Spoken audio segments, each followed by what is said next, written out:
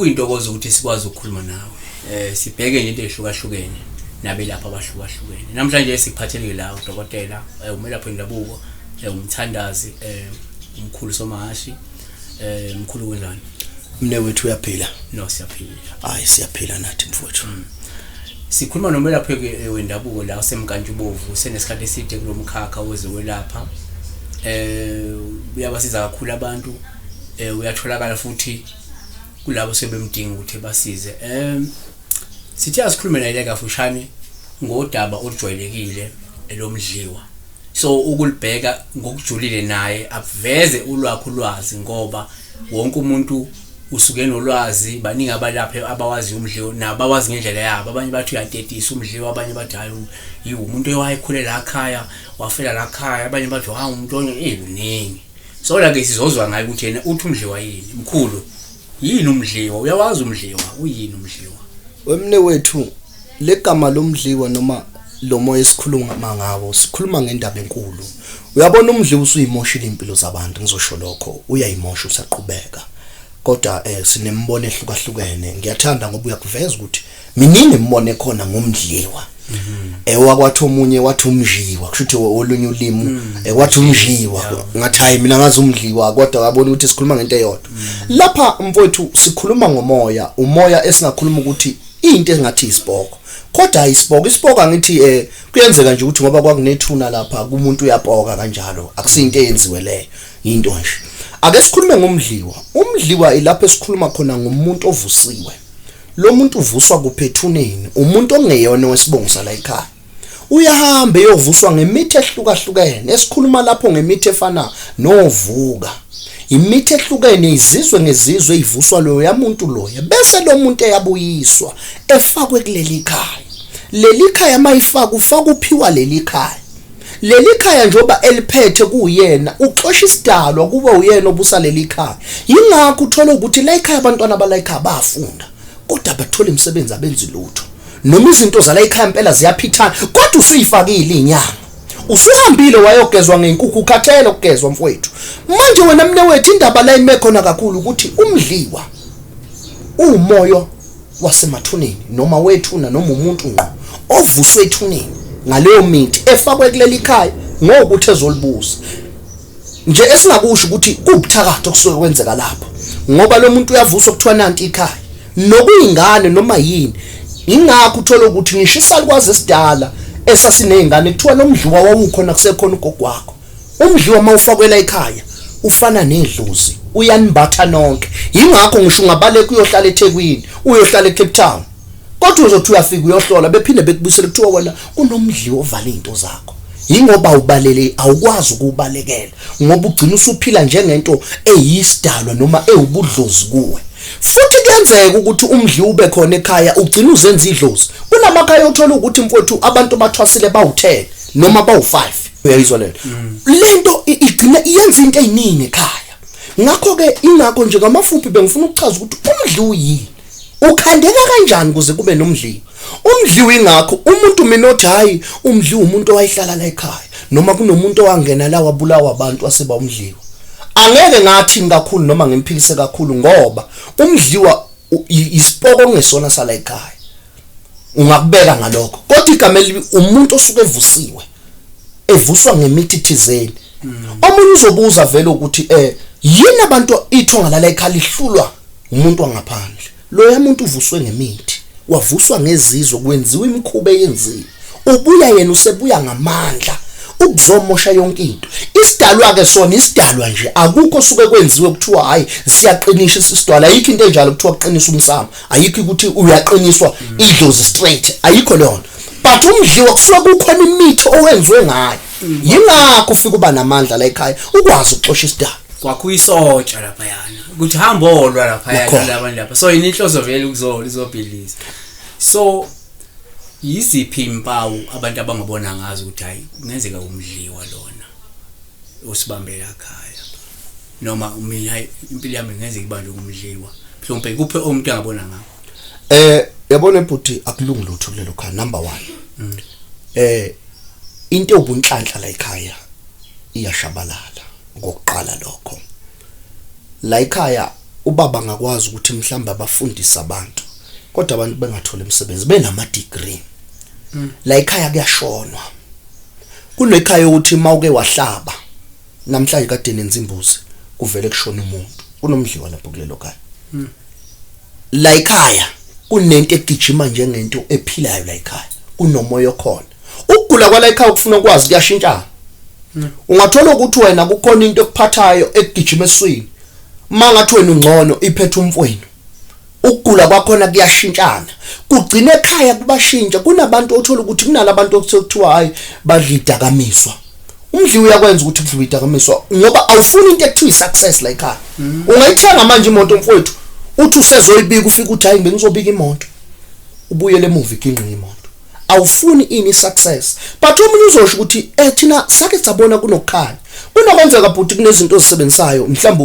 uthi ngeyiwasho oncenga ngazo uphila impilo yenkani but uyancenga uvalile wona umdliwa yonke into oyiqalayo ithi makufanele iyophumelela bese ishona phansi umdliwa ulwa nesuccess ungakuyeka iqale manje uqala ibusiness ulibona ukuthi no uthi hayi sekuzoqala ngena ama sponsors liveleliwe ingoba umdliwa umosha yonke into umdliwa iwona ocontrolayo yingakho unokuthola amasihlolelo omunye umuntu sithi yazini ngathi kini ngake nimi ukushisa impepho ngoba lento iphenduka izenze ngathi manje siyini idlozi lalela ekhaya manje umdliwa nje akulungi lutho okuhluka kakhulu uyayilanda inyanga zibuye uma inyanga ingakaqondi ukuthi la ekhaya kunomdliwa yingakho kubalekile ukuhlola mfowethu ngoba kukhona ekhaya ukuthi kunesilwane kukhona ekhaya ukuthi kunesipoko mhlawumbe wathenga umuzi la ekhaya umuntu wala ekhaya wayishonile uyabuya kulala ekhaya kunomehluko kunomdliwa kunezinto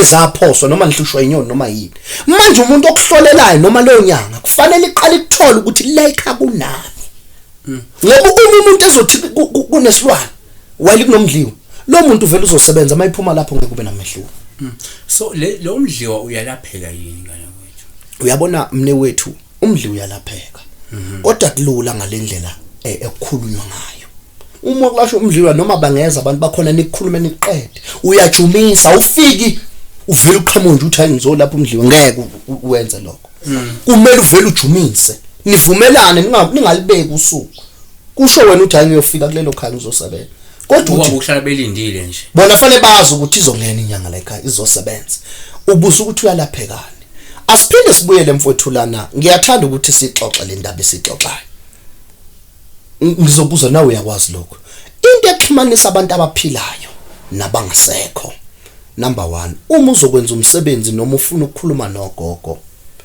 impahla isebenzisa lapha imbuzi uzokhumbula mfowethu ukuthi noma ngathiwa kwenza umsebenzi weenkomo zibe u5 kodwa yini eqalayo uqala imbuzi into eyemsama imbuzi okusho ukuthi imbuzi siyisebenzisa cellphone yokukhuluma nabantu abangasekho khumbula ke lo yamuntu ovuswe lapho uyini uyisipoko noma umuntu osevuswe ethuneni umuntu ongasekho ukuze ukwazi ukuthi ukhiphe lento lena into yokuqala okufanele ibe khona lapho kuyoba imbuzi umxhumanisi wabantu abaphilayo nabangasekho bese kusukwenza ke kunemkhuba yakhona kodwa umuntu okwazi ukuthi umuntu methu uzokhipha umdliwa noma engayikhipha imithi yakhe indlalela igcwala ibala angeke ukhiphe ungenayo imbuzi ngoba imbuzi yona umxhumanisi womuntu ophilayo nongasekho manje ngikushoyo ukuthi njengoba uthi uyalapheka kodwa kulula ngalendlela osekuchazwa ngakhona kumele lento izilele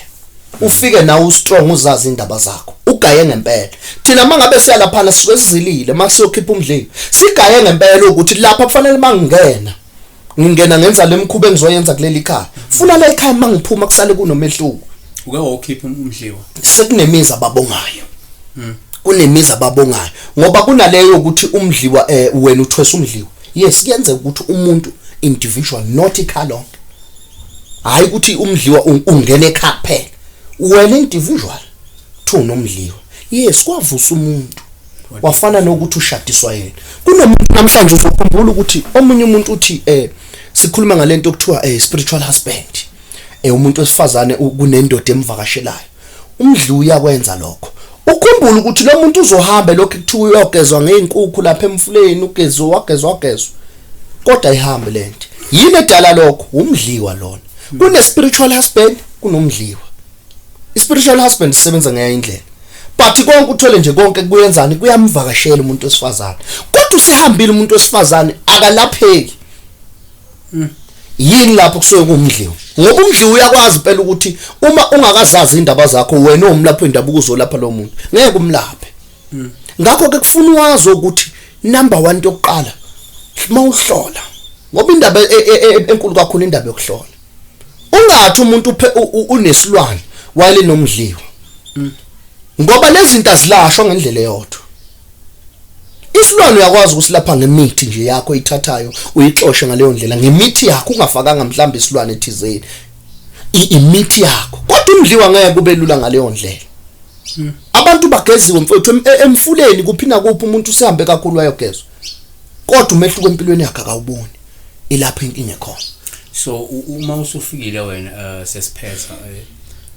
ukukhipha kungathatha isikhathi ngase waba nalembuzi nalo nani kulolu suku lo abantu bayokuthola ukuphumula uyabona nje masingena sifike sisebenze siqede uma umdliwa ukhona la ekhaya nani nabala ekhaya nisuke niyazi leyo nto ukuthi uma isikhona lento kwenzeka kanje so abantu uma befuna ukusizakala ngodaba lomdliwa bangakwazi ukuphephela kuwe ngiyaqinisekisa futhi lapho angisho ukuthi maybe abanenkinga yomdliwa ekhaya noma kumuntu usengangithinta nje bese sihlola ngoba mina ngikholelwa kukhona ukuthi ake sihlole ukuthi ngempela umdliwa kunzima ukuthi mfowethu uthi wena uzofika uthi hayi ngizokulanda nje uyongikhiphela umdliwa ngoba ungathola ukuthi umdliwa kanti akubona umdliwa kunesipoko nje manje ukubaleke kakhulu ile ndaba ade sike ukuthi kumele ukuhlole ukuthola ukuthi yini into ehlupha abantu kuleli ekhaya angali wena uyasho ukuthi ucabanga ukuthi umdliwa kodwa uma sibheka sihlola ingabe wona nomdliwa no siyabonga besibheka lo daba lomdliwa selvezile ke la udokotela somaHhashi ukuthi kumdliwa yini into umuntu isimo somoya umuntu ongasekho wahamba wavuswa nenhloso ithi ezohlupha ikhaya noma ezohlupha wona uqobo so kodwa ukuthi ke solution yakho ikhona uyabuthina umfonele uzohlole bese kanjalo bese sewakhulu akho hlakwenza okufanele nokubalekile ukuthi usasikhathi le channel Kuleba oyo Jesu siwe niphansi namatulu kuleba oyo Baba siwe niphansi namatulu kuleba oyo Jesu siwe niphansi namatulu